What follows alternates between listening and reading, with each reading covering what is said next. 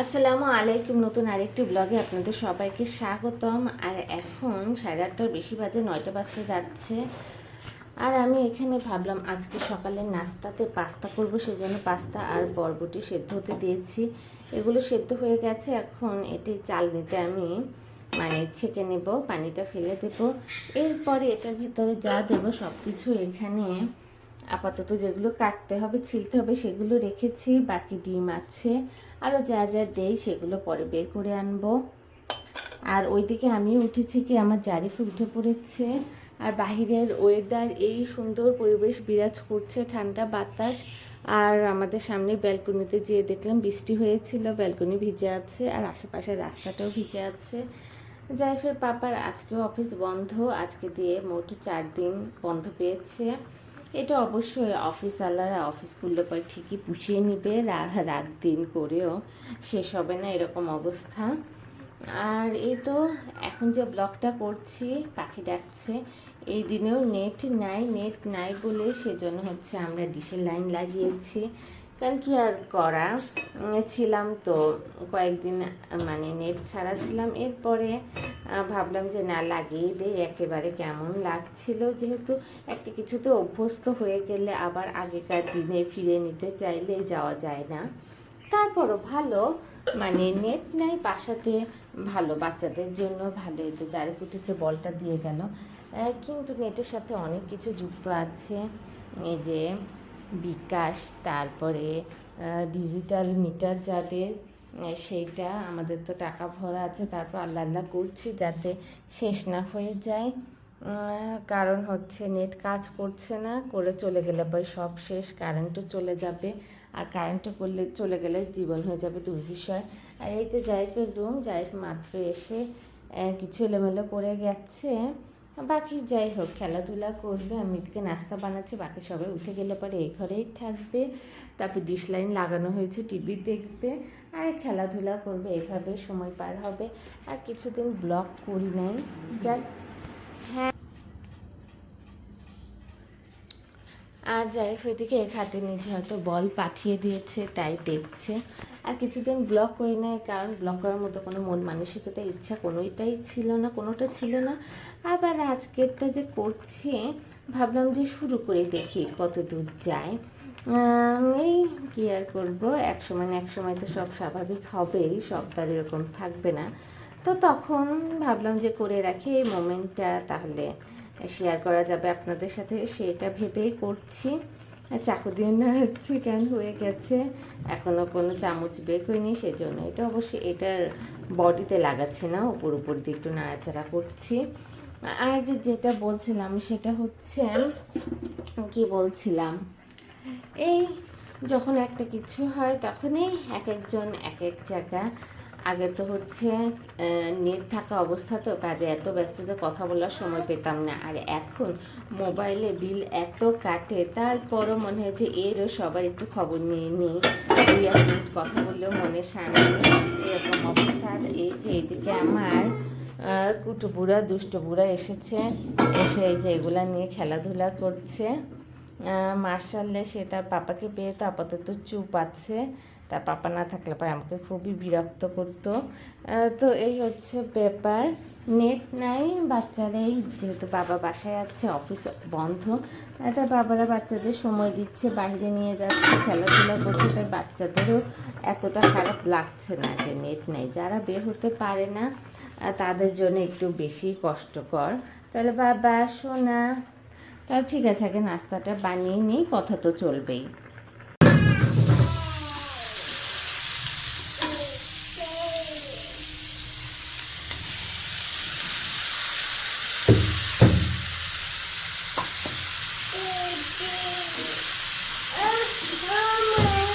দাঁড়াও বাচ্চা,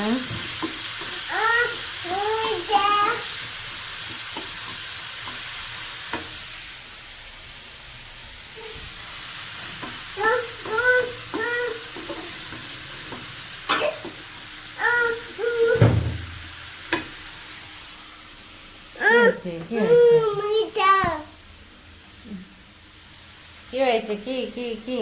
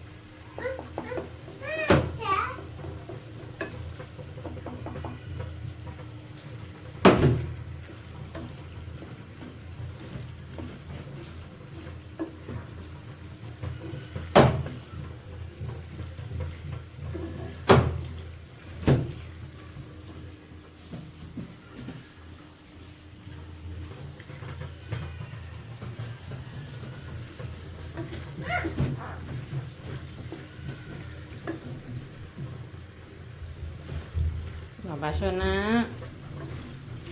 চলো চলো এখন আমরা যাই। হ্যাঁ,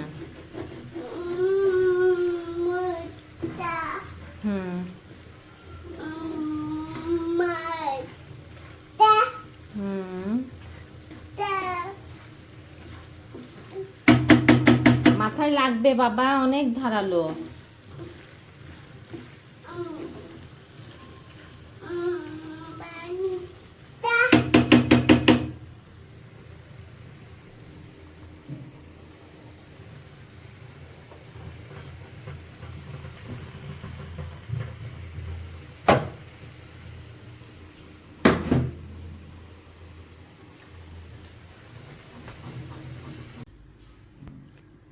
এখন 10:30 বাজে বা তারও বেশি।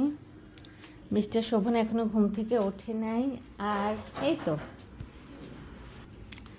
মাত্র মিস্টার শোভন উঠে গেছে, আর কেয়ারটেকার এসেছিল একটু কোনো কাজে। জারিফ সোনা, আর অনেক কষ্ট করে জারিফ সোনাটাকে খাইয়েছি, যেহেতু একটু হচ্ছে মানে হচ্ছে মোবাইলে হয়তো কেউ আবার ডিশ লাইন লাগাবে, কারণ অনেক দিন তো ওয়েট করলো, নেট আসছে না। আর এরকম তো আর থাকাও যায় না, যেটাতে মানুষ অভ্যস্ত হয়ে যায়। তো সেজন্য মই খোঁজার জন্য এসেছিল। আর আমাদের যে ডিশটা লাগিয়ে গেছে ওই লোককে দেখলাম আসছে। আসলে ওনার এক হাত নাই, আমাদের এখানে যখন লাগিয়েছিল আমি খেয়াল করি নাই। তো জারিফের পাপা বলল আসলে একটা অঙ্গ না থাকলে আল্লাহ শক্তি দিয়ে দেয়।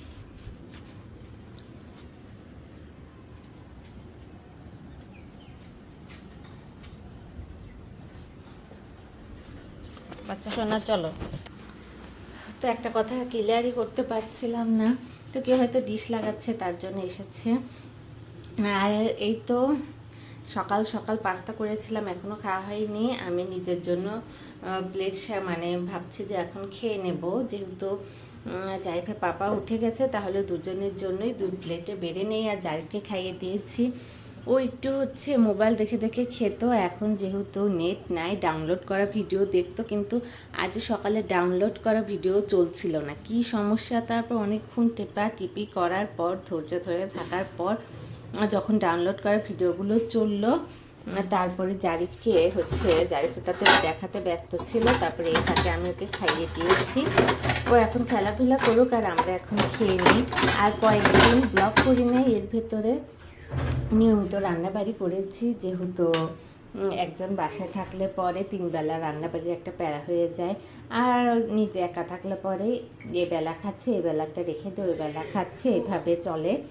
তো সেজন্য রান্নাবাড়ি অনেক করেছি, সকালের খাবার, দুপুরের খাবার, রাতের খাবার, বিকালের নাস্তা, সব মিলে কয়েকদিন অনেক রান্নাবাড়ি হয়েছে। আজকে রান্না না করলেও না, কারণ আছে অনেক কিছু, ভাবছি যে ওগুলো দিয়ে চালিয়ে দেবো। প্রতিদিনই এরকম বলি, তারপরও আমি কিছু না কিছু রান্না করি, বাট আজকে আর করব না। আমার সব পাতিলের কি অবস্থা, কালি হয়ে গেছে, এখন কিছুই করার নেই, এটাতে অভ্যস্ত হয়ে যাচ্ছে। চুলার সমস্যা, আল্লাহ জানে আমার এলপি গ্যাসে কতখানি গ্যাস বাকি ছিল।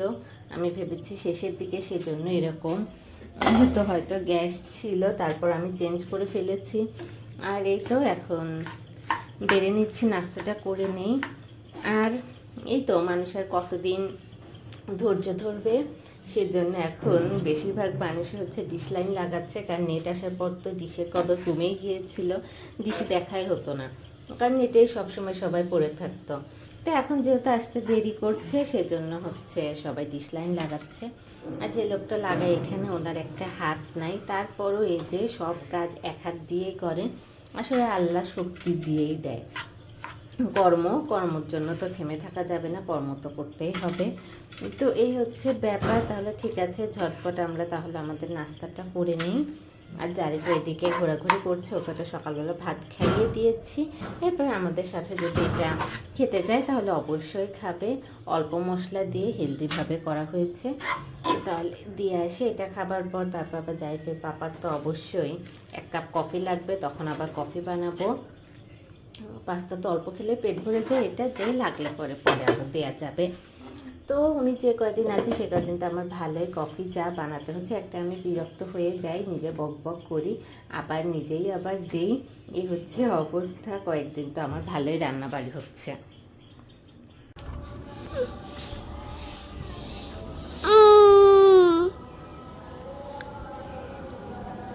এখন 1টা বাজে, আজান দিচ্ছে। আর জাইফের পাপা একটু বের হচ্ছে, কারণ আমাদের চুলাটা ডিস্টার্ব, তাই ভাবছে যে দেখুক চুলাটা ঠিক করা যায় কিনা, সেজন্য চুলাটা নিয়ে গেল।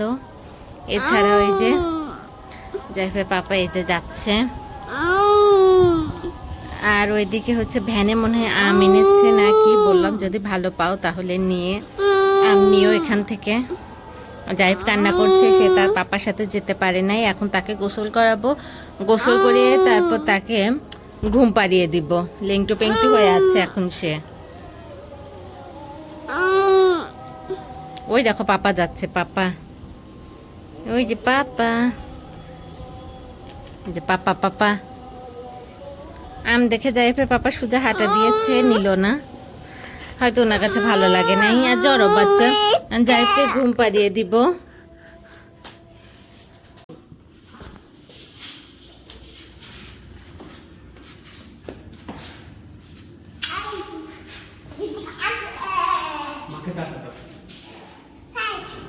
মাশাআল্লাহ, আসো।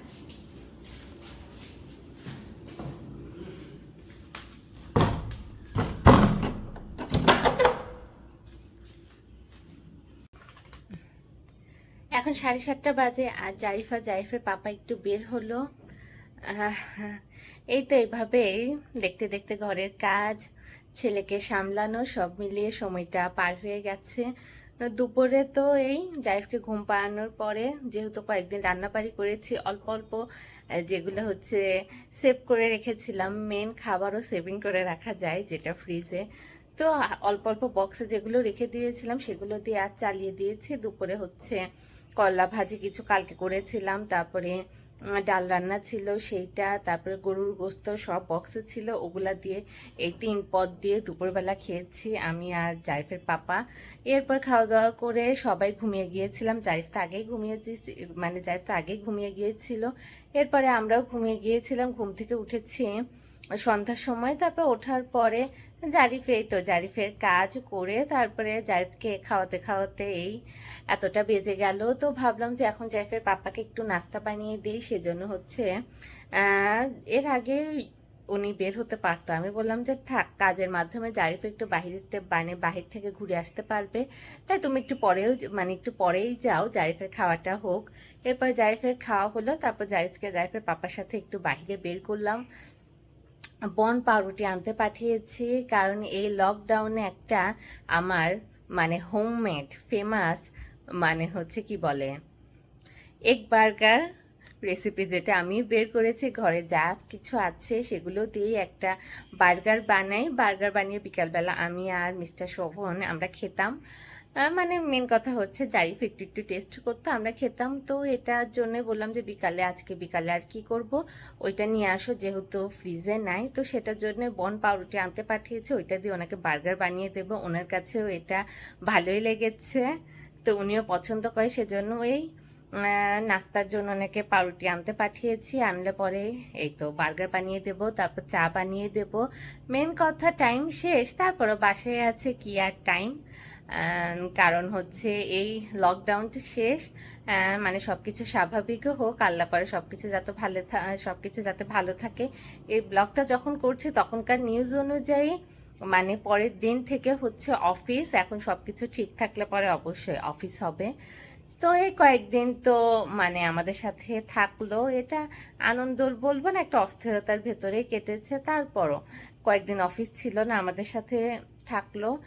তো এই হচ্ছে ব্যাপার। তো কাল থেকে আবার সবকিছু নিয়মের গতিতে চলবে। এখন দেখা যাক, সেজন্য আসুক, উনি আসলে পর একটু নাস্তা বানিয়ে আমরা সবাই এনজয় করব। তাহলে ঠিক আছে, এই ব্লগটা আর বড় করছি না। তাহলে দেখা যাক, সবকিছু ঠিক থাকলে দেখা হবে আবার আমাদের পরের ব্লগে। সবাই ভালো থাকবেন, সুস্থ থাকবেন, আল্লাহ হাফেজ। কাজ কাজ কাজ, যেটা শেষ হবার নাই। মানে গুড়াগুড়ি অনেক কাজ থাকে, সারাদিন করতেই হয়। চুলাটা ঠিক করে এনেছে হচ্ছে 250 টাকা নিয়েছে ঠিক করতে। তো উনি বললো যে তেমন কিছু করেনি, শুধু একটু পরিষ্কার করে দিয়েছে। চুলায় তো অনেক কালি উঠছিল, কালির মাধ্যমে সব পাতিল, এই যে আমার কড়াই কখনো এমন ছিল না। যারা আমার ব্লগ দেখে, আগের ব্লগগুলো দেখলে বোঝা যাবে যে একদম পরিষ্কার ছিল সব কিছু, কিন্তু এই যে সব কিছু নাজেহাল অবস্থা, মানে কালি বের হয়ে। এখন চেক করার জন্য চুলাটা ধরাবো, সব তো কালিওয়ালা, কোনটা দিয়ে চেক করব তাই ভাবছি এটাতে একটু গরম পানি দিয়ে চেক করি যে এখনও কালি ওঠে কি ওঠে না। বললো যদি কালি ওঠে তাহলে আবার দ্বিতীয়বার ঠিক করে দেবে, আর যদি কালি না ওঠে তাহলে তো আলহামদুলিল্লাহ। সেজন্য এটা বের করেছি। তো এখানে পানি যেহেতু গরম করছি, ভাবছি এখানে চায়ের পানিটা গরম করি আর ভালো করে দেখে নিই যে কতখানি কালি আছে। আর কালি হলে পরে কিভাবে বুঝবো যে নতুন কালি না পুরনো কালি।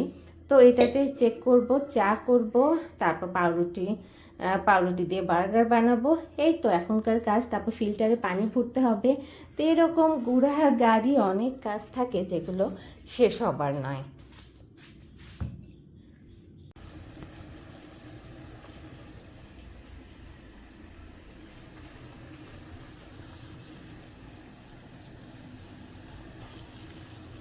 বুঝতে পারছি না কালি হচ্ছে কি হচ্ছে না, আমার তো মনে হচ্ছে হচ্ছে।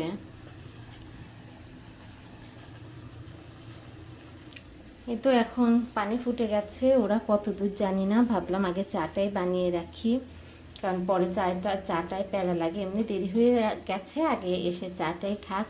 তো রং চা বানাবো, চিনি দিয়ে দিয়েছি পাতে, এখানে গরম পানি ঢেলে দেবো, কারণ দুধ চা বানানোর মতো ধৈর্য টাইম কোনোটাই আমার নেই।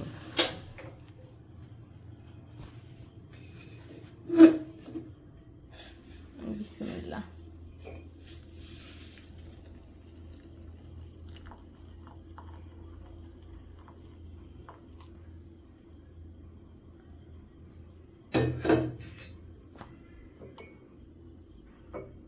বুঝতে পারছি না কি হচ্ছে।